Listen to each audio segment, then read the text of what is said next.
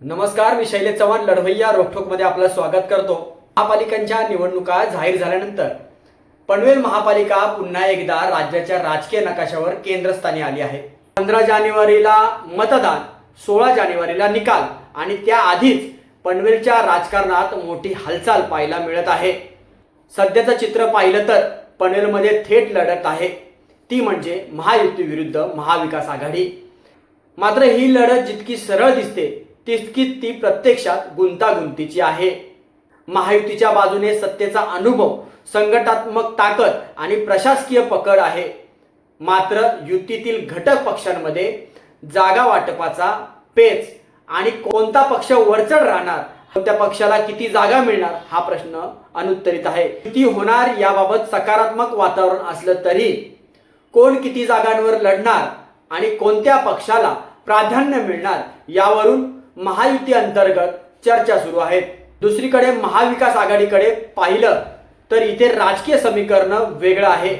महाविकास आघाडीत असलेले अनेक पक्ष, त्यामध्ये शेतकरी कामगार पक्ष हा या निवडणुकीचा प्रमुख विरोधी पक्ष म्हणून या पक्षाकडे पाहिले जात आहे।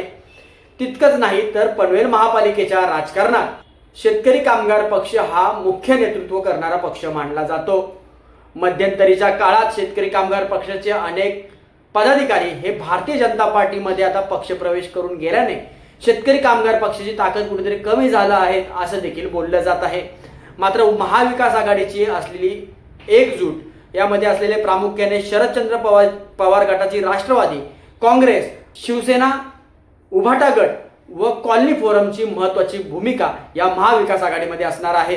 स्थानिक पातळीवरील संघटन, कार्यकर्त्यांची पकड, त्यामुळे महाविकास आघाडी यांची भूमिका आता निर्णायक ठरणार आहे।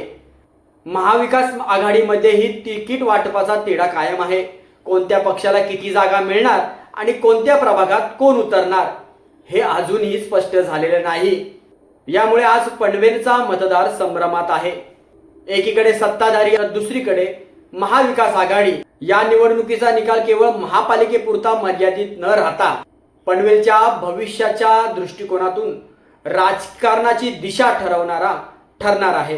15 जानेवारीला मतदार कोणाच्या बाजूने कौल देतो हे पाहणं आता अत्यंत महत्त्वाचं ठरणार आहे।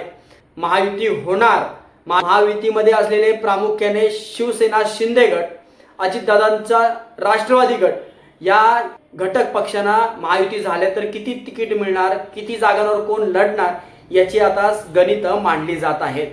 तर महाविकास आघाडीमध्ये देखील तीच परिस्थिती पाहायला मिळते। शरदचंद्र पवार गटाची राष्ट्रवादी काँग्रेस पार्टी, काँग्रेस, शेतकरी कामगार पक्ष, महाराष्ट्र नवनिर्माण सेना आणि या सर्व महाविकास आघाडीच्या प्रमुख पक्षांमध्ये कॉलनी फोरम यांची देखील भूमिका महत्त्वाची ठरणार आहे।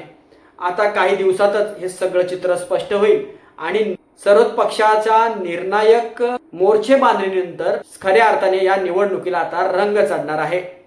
तुर्तास मतदार जरी संभ्रमित असला तरी मतदार आता 15 जानेवारीला नेमका कोणाला कौल देतो हे देखील पाहणं तितकंच महत्त्वाचं ठरणार आहे। आपल्याला जर लढवय्या रोखोकचं हे विश्लेषण आवडलं असेल तर आपण कमेंटच्या माध्यमातून आम्हाला नक्कीच आपला अभिप्राय कळवा।